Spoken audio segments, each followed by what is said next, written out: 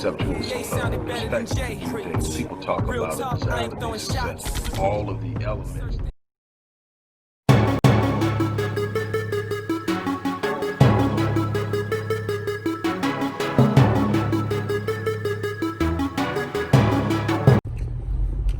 Hey everybody, Dr. Rick Wallace dropping in on you. I am not going to be long at all. Moving around, running some real quick errands. But I did want to take the time to talk to you about what's going on now with the whole Trump COVID positive test and how everybody's reacting to it. And I just posted something on Facebook in written form, and I'm going to give you guys the visual version of that. Won't be long at all. I want to encourage you guys to continue to support the work we're doing here at the Odyssey Project. That's extremely important. I want to also encourage you to check out my latest book number 22, The Undoing of the African American Mind. With that being said, look, I really am looking forward to the day when my people are up on their political science game, when they're up on how politics really work in the government. Politics is in play in everything. Politics is play in the family. Politics is in play in corporate America, the job world. Politics is in play in every element and component and aspects. Politics is in play on the playground.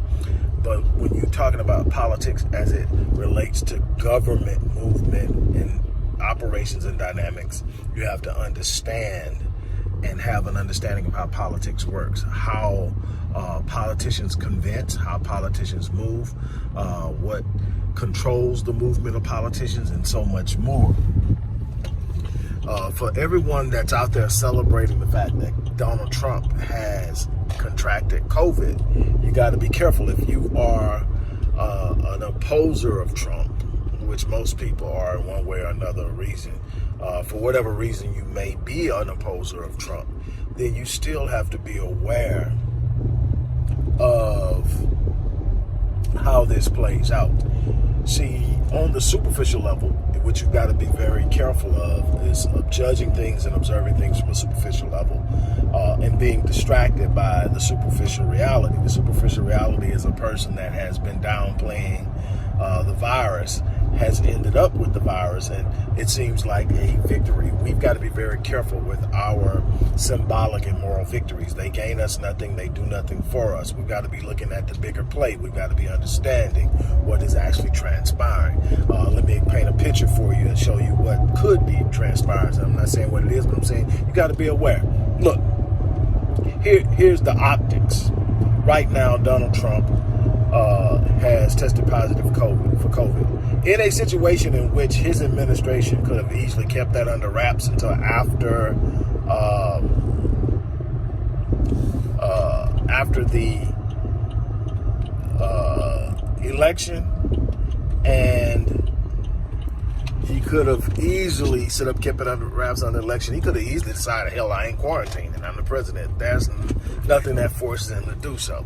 Outside of it makes him look bad from a social perspective, but legally they can't make him do it. He's voluntarily doing it. So you got to sit up and say, okay, if the administration could have kept this under wraps, why didn't they? Matter of fact, why is it that they were so easily and ready to confirm it to every freaking news source on the globe? Why? So you got to understand, if that's the hand that's the hand they're playing, they have an objective and a hopeful outcome. Doesn't mean that they will achieve it, but you got to understand what they're going for. Here's how the optics could play out. For all the people that are thinking this is the end for Trump and it's coming to play, the worst possible scenario for Democrats is Trump not only survives COVID, but recovers from it before the election. Why?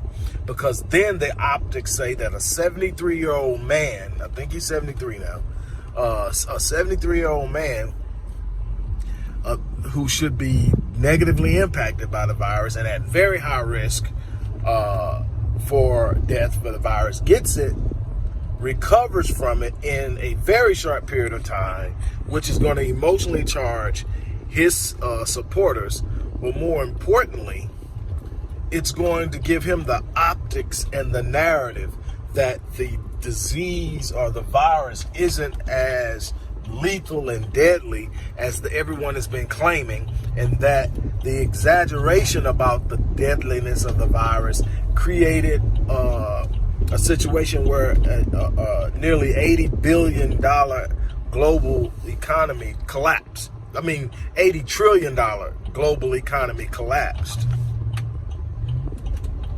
because of businesses being shut down and all kind of other things, jobs being lost, and so much that has happened because of it. He can sit up and say that that was premature and that it could have been avoided. If he's able to say that, Dems have a problem. Here is the worst case scenario on the flip side. Say Trump dies from the virus. Now you have a situation where you're more than likely, you're going to see, first of all, Pence finish out the term and more than likely become the impromptu candidate for the presidency. And he's a much more formidable foe for Biden, who has so much stacked against him. And don't get me wrong, it ain't hard to go dig up stuff on Pence either. I mean, for the people who've done their research, and I did.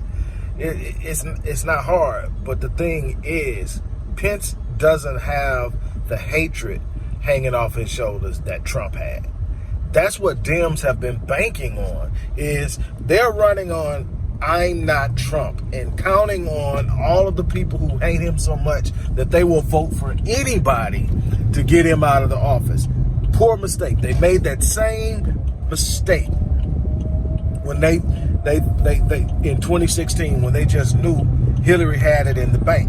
Matter of fact, how many people watching this video thought that Trump would defeat Hillary Clinton in the 2016 election? How many are honest about it? And I saw it coming because I knew what I was reading, not from the black vote, but from white middle-class women. See, white middle-class women have been pushing that feminist rhetoric for decades, for over 45 years, almost 50 years. They've been, maybe 50, they've been pushing that feminist rhetoric, talking and getting black women behind their feminist ideas. But when it comes time to vote, they vote white interests every freaking time. And they heard the same tapes of Trump talking about grabbing and groping women. They heard the same reports about his connections with porno stars and how many people were claiming that he sexually assaulted. They heard the same things we heard, and they voted for him anyway. They voted white interests. So what you got to look at is those people knew who he was the first time they voted for him. So the hatred that is out there for this guy isn't necessarily going to automatically lead to his defeat, because there's not a whole lot that has been dug up about this dude that wasn't available the first time around.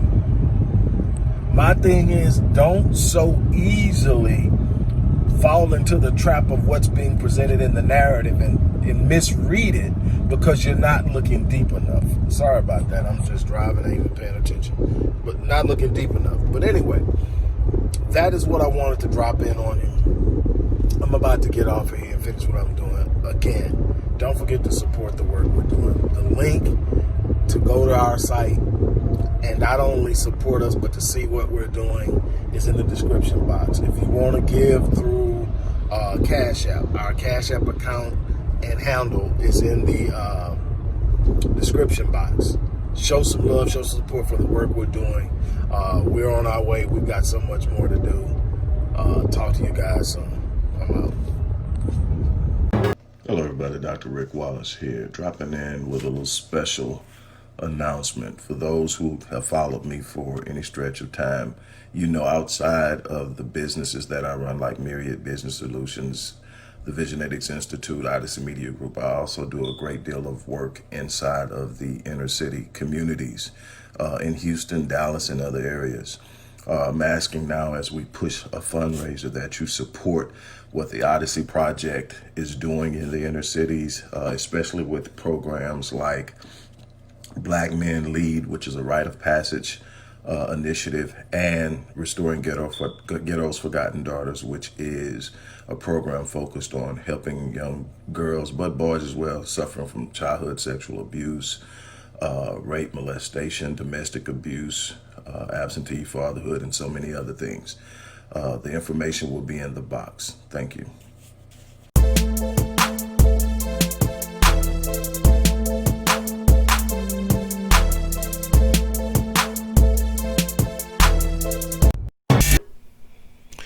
Hello everybody, Dr. Rick Wallace here, dropping in on you. First of all, I want to thank everyone for all the love and support that you have given and sent my way and my wife's way and the organization's way. Now I want to just take a brief moment to remind you that we still need your support. We still need your help. Go to the description box of one of our videos and see how you can support the work we're doing. Keep supporting, keep loving us, and we're going to keep loving you back. Have an awesome day.